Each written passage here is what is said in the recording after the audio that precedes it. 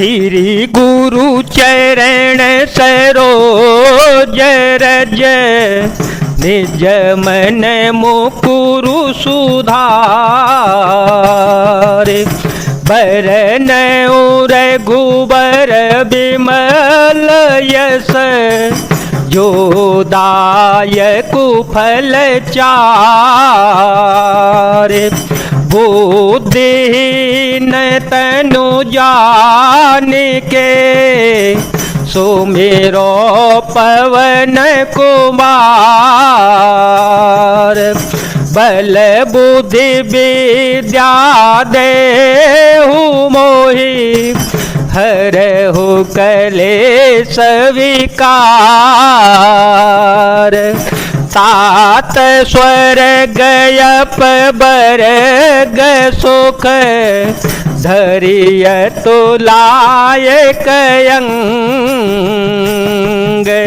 तुलन ताहि सकल मिली जो सुख लव सतसंग। हे तात, स्वर्ग और मोक्ष के सब सुखों को तराजू के एक पलड़े में रखा जावे तो भी वे सब मिलकर दूसरे पलड़े पर रखे हुए उस सुख के बराबर नहीं हो सकते जो लव क्षण मात्र के सत्संग से होता है। प्रभुसी नगर की जय सब काजा। प्रभुसी नगर की जय सब काजा। हृदय राखी कौशलपुर राजा। गरल सुधार पोकर मिताई। गरल सुधार पोकर मिताई। गोपद सिंधु अनल से तलाई। गरुड़ सुमेरु रेणु समताही। राम कृपा कर चितवा जाही। अतल घोरू पधरे हो हनुमाना। पैठानगर सो मेरे भगवाना। अयोध्यापुरी के राजा श्री रघुनाथ जी को हृदय में रखे हुए नगर में प्रवेश करके सब काम कीजिए, उसके लिए भी समृद्ध हो जाता है। शत्रु मित्रता करने लगते हैं, समुद्र गाय के खुर के बराबर हो जाता है और अग्नि में शीतलता आ जाती है। और हे गरुण जी, सुमेरु पर्वत उसके लिए रज के समान हो जाता है। जिससे श्री रघुनाथ जी ने एक बार कृपा करके देख लिया, तब से हनुमान जी ने बहुत ही छोटा रूप धारण किया, भगवान का स्मरण करके नगर में प्रवेश किया। मंदिर मंदिर प्रति करे शोधा। मंदिर मंदिर प्रति करे शोधा। देखे जहाँ तहाँ अगणित जोधा। गयो दशानन मंदिर माही। अति विचित्र कही जात सोनाई। शयन किए देखा कपिते ही। मंदिर महोन दिखिबे देही। भवन एक पुनि दीख सुहावा। हर मंदिर तहाँ भेन बनावा।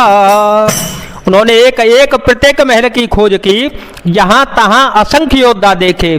फिर वे रावण के महल में गए, वह अत्यंत ही विचित्र था, जिसका कोई वर्णन नहीं हो सकता। श्री हनुमान जी ने उस रावण को शयन किए देखा, परंतु महल में जानकी जी को नहीं देखा।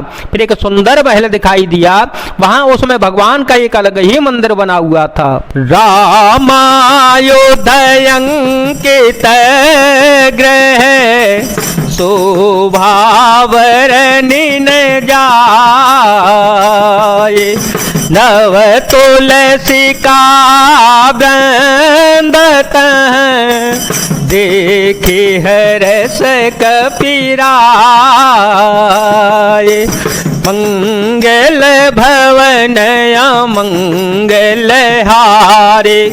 ध्रुव हो सो दशरथ अजेर विहारे। राम सिया राम सिया राम सिया राम, सिया राम जय जय राम। वह महल श्री राम जी के आयुध धनुष बाण के चिन्हों से अंकित था, उसकी शोभा वर्णन नहीं की जा सकती। वहां नवीन नवीन तुलसी के वृक्ष समूहों को देखकर कपराज श्री हनुमान जी हर्षित हो गए। लंका निश्चर निकर निवासा, लंका निश्चर निकर निवासा, यहाँ कहाँ सज्जन कर बासा। मन में हो तरक करे कपिलागा, तेहि समय विभीषण जागा। राम सिया राम सिया राम सिया राम, सिया राम जय जय राम। लंका तो राक्षसों के समूह का निवास स्थान है, यहाँ सज्जन साधु पुरुष का निवास कहाँ से आया। श्री हनुमान जी मन में इस प्रकार तर्क करने लगे। उसी समय विभीषण जी जागे। राम राम ते ही सुमिरन कीना, राम राम ते ही सुमिरन कीना। हृदय हरस कपि सज्जन चीना, सन हट करे हो पहचानी। साधु ते हो इनकार जहानी, विप्रूप धरे वचन सुनाए। सुनत विभीषण उठे तह आए, कर प्रणाम पूछी कुशलाई। विप्र कहो निज कथा बुझाई, कि तुम हरिदास मह कोई।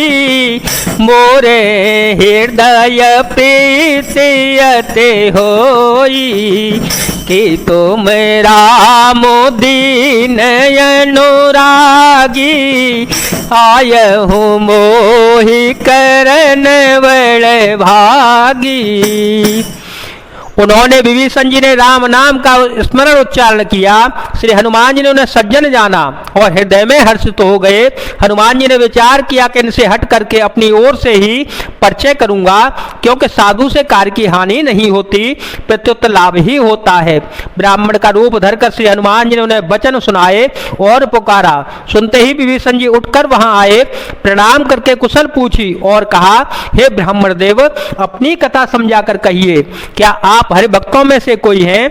क्योंकि आपको देखकर मेरे हृदय में अत्यंत प्रेम उमड़ रहा है।